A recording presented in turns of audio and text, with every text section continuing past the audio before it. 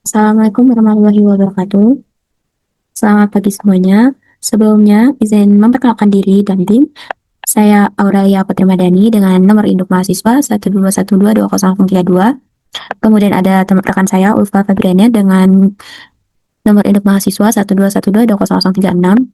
Dan juga ada rekan saya Amanda Elior Arsa dengan nomor induk 121220047. Kami akan memaparkan hasil tugas presentasi dengan topik energi bersih untuk negeri, yang dimana di dalam materi ini ada CCUS, transisi dan terobosan terbarukan. Untuk pendahuluannya itu sendiri, yaitu kebutuhan energi global yang terus meningkat dan ancaman perubahan iklim mendorong peralihan menuju sistem energi yang lebih bersih dan berkelanjutan.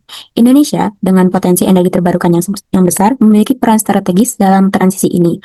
Saat ini, sekitar 85% pembangkit listrik nasional masih berbasis energi fosil, terutama batu bara dan gas. Pemerintah menargetkan bauran energi terbarukan sebanyak 23% pada tahun 2025.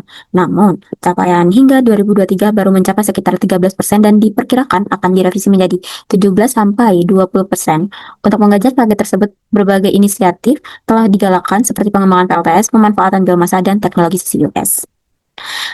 Kemudian di sini ada transformasi energi masa depan, yang di sini kami ada 4 poin, yang dimana saya sendiri akan membawakan tentang CCUS, yaitu carbon capture, utilization and storage, dan teman saya yaitu Ulfa Febrana membawakan transisi energi dan energi terbarukan, dan terakhir teman saya Amanda Eliora akan membawakan tentang bioenergi. Definisi CCUS, yang dimana carbon capture, utilization, and storage atau CCUS adalah teknologi yang bertujuan untuk menangkap karbon dioksida atau CO2 dari sumber emisi besar seperti pengembangan pembangkit listrik dan industri. Lalu, di sini ada menyimpan CO2 secara permanen di bawah tanah atau storage dan memanfaatkan CO2 untuk proses industri seperti enchant oil recovery atau EOR atau produksi bahan kimia atau utilization, yang dimana teknologi ini dianggap sebagai jembatan penting dalam transisi menuju energi bersih, terutama di negara yang masih bergantung pada bahan bakar fosil.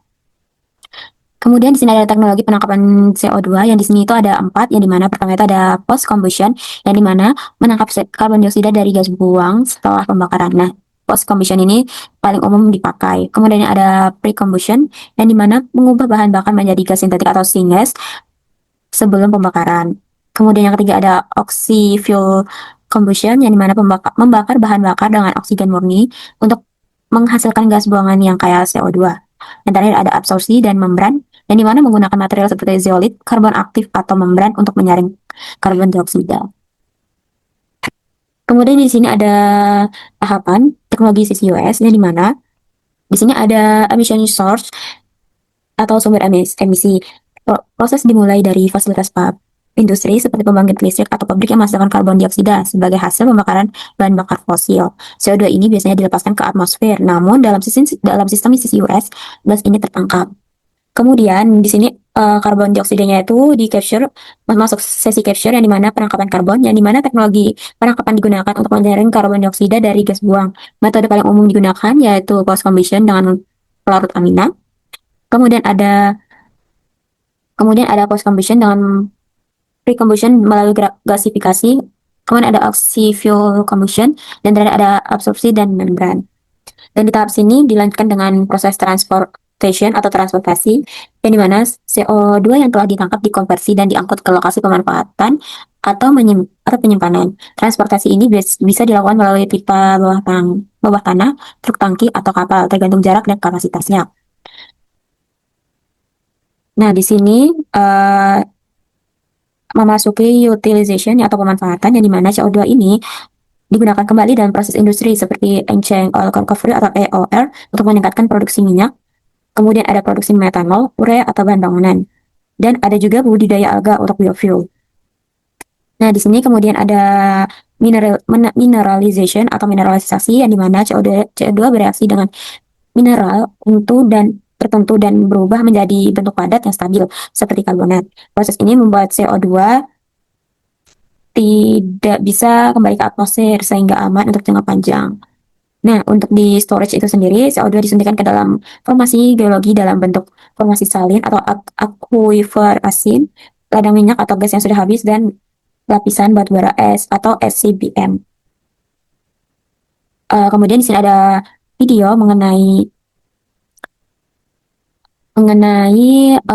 CCUS.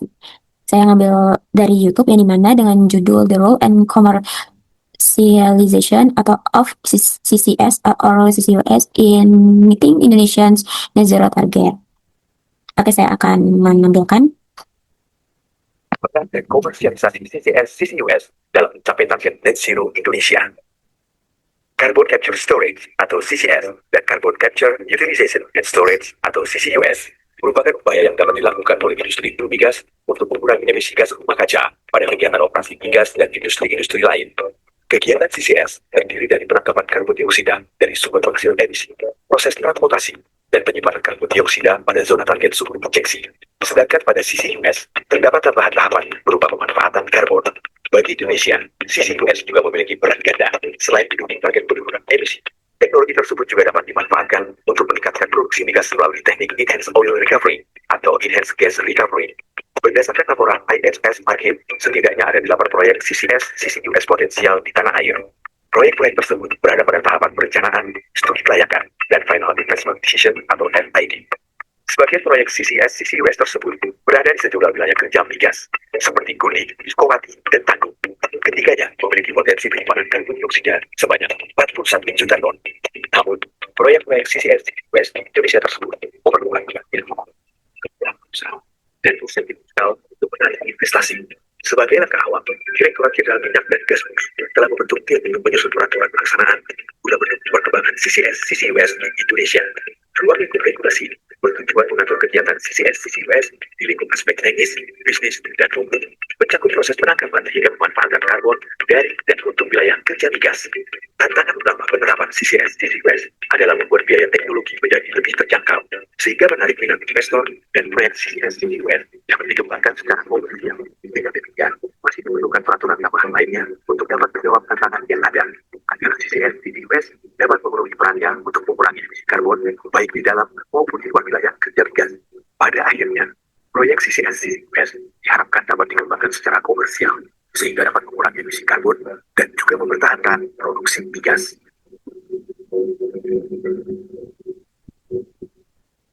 Baik, selanjutnya yaitu ada penyimpanan geologis yang dimana yang di sini ada 3 yaitu formasi salin atau aquifer asin, yang dimana kapasitas besar dan cocok untuk penyimpanan jangka panjang. Nah, di sini kemudian ada ladang minyak atau gas yang sudah habis, bisa digunakan untuk ROR sekaligus penyimpanan. Kemudian ada lapisan batu bara tidak terambil atau SCBM, yang dimana CO2 ini disuntikan untuk melepaskan metanol. Nah, di sini ada dampak lingkungan dan tantangan dampak, yang dimana untuk dampak potensialnya yaitu risiko kebesaran CO2 ke air tanah, kemudian ada induced seismicity, yaitu gempa kecil akibat injeksi, yang terakhir ada emisi tambahan dari energi yang dibutuhkan untuk proses CCUS. Untuk tantangannya itu sendiri, yaitu biaya itu tinggi, perkiraan dari $50 hingga 70 per ton karbon dioksida, kemudian ada kebutuhan infrastruktur seperti pipa dan monitoring, dan penerimaan publik dan regulasi. Baik, selanjutnya akan dibahas lebih lanjut untuk materi selanjutnya oleh rekan-rekan saya. Terima kasih. Transisi energi biasa diterapkan dengan mengganti beberapa produk yang biasa kita pakai dengan produk yang lebih ramah lingkungan dan inovatif. Transisi adalah perpindahan penggunaan bahan bakar fosil menuju sumber energi terbarukan. Idealnya, transisi ini dilakukan sesegera mungkin dengan berpegang pada prinsip berkeadilan. Sekarang, posisi Indonesia lagi di tahap perencanaan transisi energi. Sayangnya, negeri ini masih sangat bergantung pada sumber energi batubara, lebih dari 50%. Kebutuhan listrik dalam energi diambil dari PLTU batubara. Tapi kalau kayak gini posisinya, rasanya transisi energi kayak masih di awang-awang gitu ya. Padahal ini merupakan hal yang serius. Jadi dari yang asalnya ekonomi kita itu sangat bergantung pada ekstraksi, sifatnya mengekstrak, mengeksploit, ke sifatnya yang lebih regeneratif, yang sifatnya lebih menciptakan ulang kembali. Jadi memastikan ada yang kita tinggalkan buat anak cucu kita, nggak ngabisin aja gitu. Memang terlihatnya berat dan kompleks, tapi bukan jadi hal yang mustahil. Dalam artian bukan hal yang mustahil untuk dilakukan. Asal semua pihak yang terlibat sadar dan berkomitmen bahwa proses transisi energi tidak boleh mengeksploitasi makhluk hidup. Energi terbarukan. Energi terbarukan adalah istilah yang digunakan untuk menggambarkan sekelompok teknologi energi yang berasal dari sumber yang tidak habis atau yang dapat diisi ulang dalam seumur hidup manusia. Sumber energi terbarukan yang paling umum adalah tenaga surya yang memanfaatkan matahari untuk energi, angin yang memanfaatkan gerakan angin untuk menciptakan listrik, tenaga air yang menggunakan air yang bergerak untuk menghasilkan listrik, biomasa yang mengacu pada sekelompok besar teknologi yang menggunakan organisme hidup atau yang baru hidup, dan limbah untuk menciptakan energi. Title menggunakan naik turunnya pasang surut untuk menciptakan listrik. Panas bumi yang menggunakan panas dalam bumi untuk energi. Energi nuklir tidak dianggap sebagai sumber energi terbarukan. Energi nuklir dianggap sebagai sumber energi alternatif. Halo Sobat Energi, saya akan lanjutkan dengan membahas mengenai bioenergi. Sebelum itu, mari kita bahas mengenai energi secara umum. Energi yang digunakan manusia untuk menopang kehidupan diperlukan di berbagai sektor seperti listrik, gas, dan bahan bakar. Energi listrik digunakan sehari-hari untuk menghidupkan lampu, alat elektronik hingga mesin industri. Pemanfaatan gas, baik untuk keperluan rumah tangga maupun industri. Energi juga dimanfaatkan sebagai bahan bakar untuk berbagai moda transportasi. Saat ini, Indonesia masih sangat bergantung pada energi fosil yang tidak dapat diperbarui, sehingga cepat atau lambat cadangan energi fosil di perut bumi akan habis. Oleh karena itu, kita harus cepat mencari sumber-sumber energi lain yang berkelanjutan. Salah satu energi berkelanjutan adalah bioenergi. Sumber bioenergi dapat berasal dari berbagai tempat, seperti limbah pertanian, limbah hutan, limbah kotoran manusia, limbah kotoran hewan, dan limbah dari agroindustri, termasuk juga limbah sampah kota.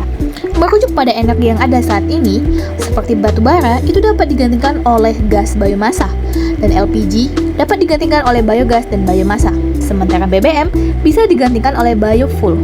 Manfaat luar biasa dari bioenergi ini sendiri ada banyak. Yang pertama itu ada energi terbarukan, lebih ramah lingkungan, rendah emisi, tidak tergantung iklim dan musim, dapat menggerakkan ekonomi, pemanfaatan limbah yang ada banyak sekali, meningkatkan ketahanan dan kemandirian energi, serta dapat menghemat devisa negara. Selanjutnya, kita akan membahas mengenai jenis bioenergi dan berbagai macam sumbernya. Salah satunya ada biomasa. Biomasa merupakan bahan yang berasal dari makhluk hidup termasuk tanaman, hewan, dan mikroba. Kemudian ada biogas. Biogas merupakan gas yang dihasilkan oleh aktivitas aerobik atau fermentasi dari bahan-bahan organik, termasuk kotoran manusia dan juga hewan. Kemudian juga ada limbah cair industri, seperti industri kelapa sawit dan industri gula. Kemudian ada bahan bakar nabati. Bahan bakar nabati adalah semua bahan bakar yang berasal dari minyak nabati, contohnya kelapa sawit, jarak, pagar bunga matahari, dan lain sebagainya. Di Indonesia sendiri, pemanfaatan bioenergi juga ada berbagai macam. Dari bidang biomasa, ini dapat dibuat menjadi listrik untuk kebutuhan sehari-hari.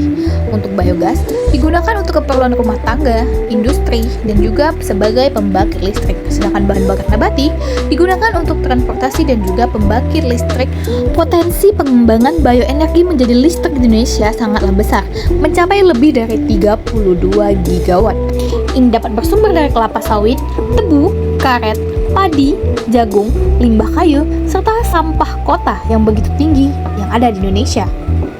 Potensi ini telah secara luas dimanfaatkan menjadi listrik yang baik untuk keperluan sendiri maupun yang terhubung dengan jaringan listrik milik PT PLN Persero.